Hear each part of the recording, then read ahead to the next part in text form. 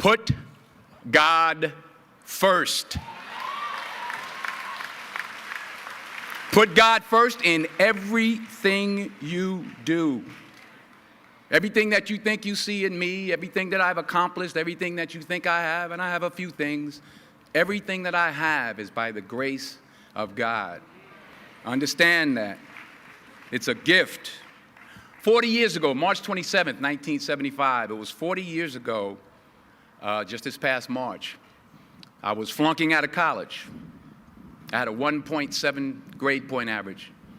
I hope none of you can relate. I had a 1.7 grade point average. I was sitting in my mother's beauty shop. They still call it beauty shops now? What they call it now? Yeah, I was sitting in the beauty parlor. I was sitting in my mother's beauty parlor, and I'm looking in the mirror, and I see behind me this woman under the dryer. And every time she looked up, every time I looked up, she was looking at me, just looking me in the eye. And I didn't know who she was, and I said, she said, somebody give me a pen, give me a pencil, I have a prophecy. March 27, 1975, she said, boy, you are gonna travel the world and speak to millions of people. Now mind you, I was flunked out of college. I'm thinking about joining the army. I didn't know what I was gonna do, and she's telling me I'm gonna travel the world and speak to millions of people. Well, I have traveled the world, and I have spoke to millions of people. But that's not the most important thing, the success that I had. The most important thing is that what she taught me and what she told me that day has stayed with me since. I've been protected, I've been directed, I've been corrected. I've kept God in my life, and it's kept me humble. I didn't always stick with him, but he always stuck with me. So stick with him in everything you do. If you think you want to do what you think I've done, then do what I've done and stick with God. Number 2, fail big. That's right. Fail big. Today is the beginning of the rest of your life, and it can be very frightening. It's a new world out there. It's a mean world out there, and you only live once. So do what you feel passionate about. Take chances professionally. Don't be afraid to fail. There's an old IQ test, was 9 dots, and you had to draw 5 lines with a pencil within these 9 dots without lifting the pencil. The only way to do it was to go outside the box. So don't be afraid to go outside the box.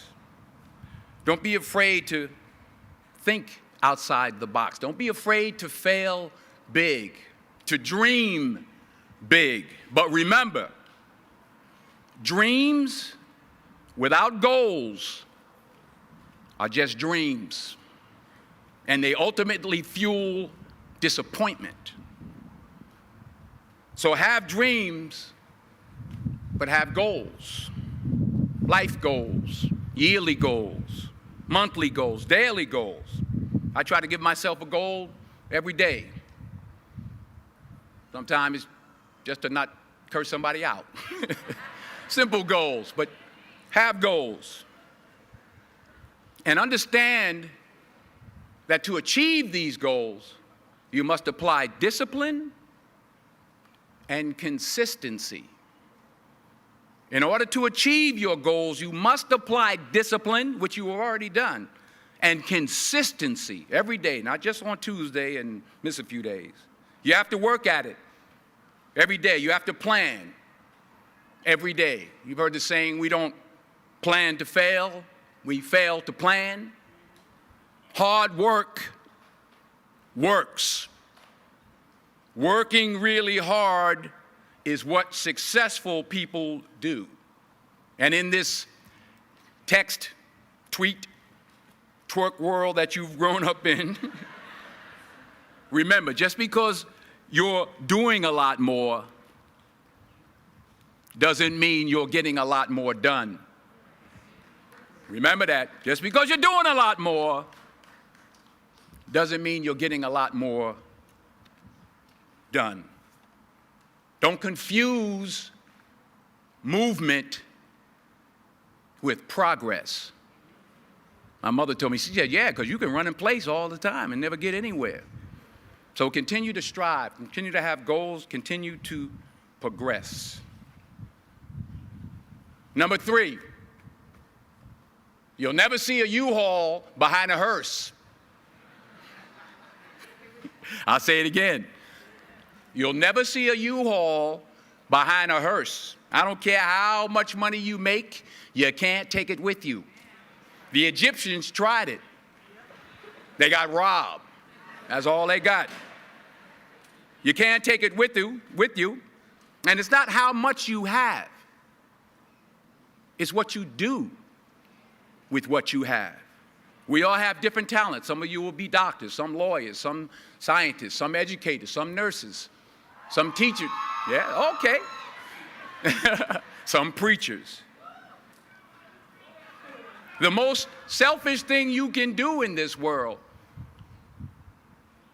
is help someone else. Why is it selfish? Because the gratification, the goodness that comes to you, the good feeling that I get from helping others, nothing's better than that.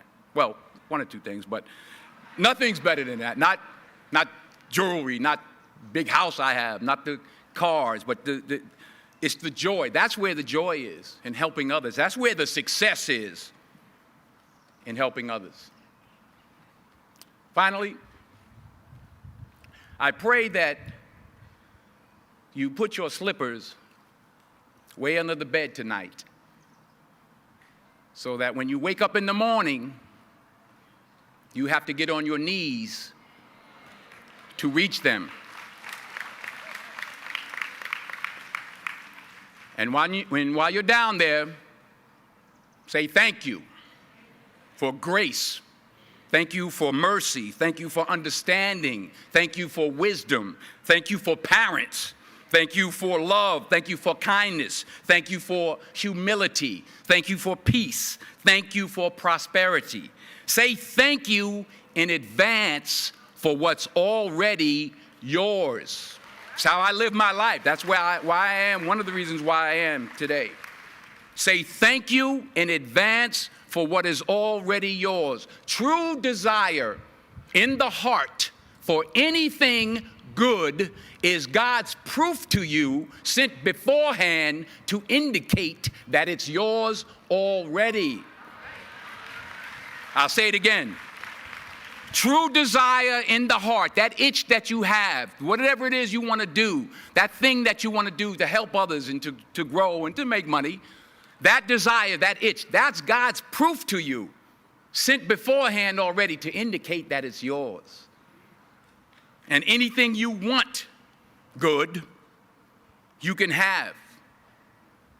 So claim it. Work hard to get it. When you get it, reach back.